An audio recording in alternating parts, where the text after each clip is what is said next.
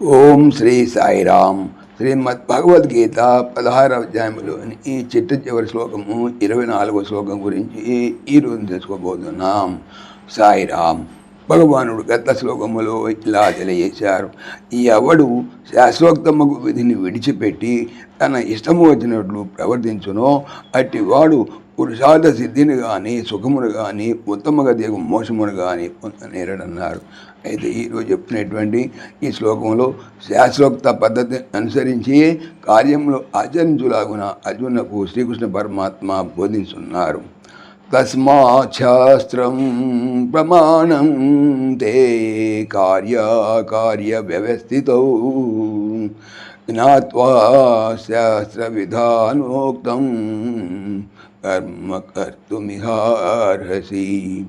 తస్మాత్ ఆ కారణము వలన తే నీకు కార్య వ్యవస్థితవు చేయదగినదియు చేయరానిదియు నిర్ణయించినప్పుడు శాస్త్రము ప్రమాణమై ఉన్నది.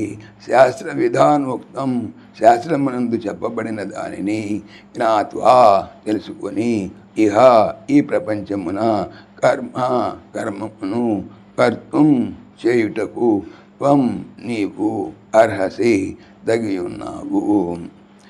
కావున నీకు చేయదగినదియు చేయరానిదియు నిర్ణయించినప్పుడు శాస్త్రము ప్రమాణమై ఉన్నది. శాస్త్రమునందు చెప్పబడిన దానిని తెలుసుకొని దాన్ని అనుసరించి నీవు ఈ ప్రపంచమున కర్మము చేయదగును. ఏ కార్యము చేయవలను ఏ కార్యము చేయరాదనేటువంటి విపత్కర్మ కలిగినప్పుడు మాత్రమే శాస్త్రమే ఇక్కడ ప్రమాణమై ఉన్నది. దాన్ని అనుసరించి వర్తించవలని భగవాన్ మనకు ఇక్కడ బోధిస్తున్నారు. ఓం ఇది శ్రీమద్భగవద్గీతాసుపనిషత్సు బ్రహ్మ విద్యాయాం యోగశాస్త్రే శ్రీకృష్ణార్జున సంవాదే దైవాసుర సంపద్విభాగయోగో నామ షోడశోऽధ్యాయః. ఓం తత్సత్. శ్రీకృష్ణార్పణమస్తు. సాయిరామ్.